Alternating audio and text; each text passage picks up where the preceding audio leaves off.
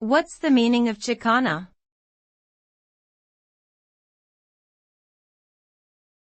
Chicana.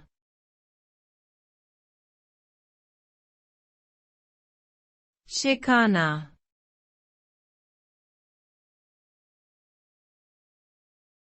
Chicana.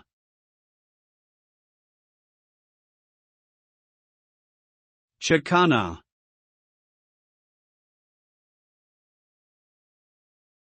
Chicana refers to a woman or girl of Mexican descent who was born or raised in the United States. The term emerged during the Chicano movement of the 1960s and 1970s as Mexican Americans began reclaiming their cultural identity. Chicanas often face unique challenges as a result of both their gender and ethnicity, and have been at the forefront of many social justice movements in the U.S.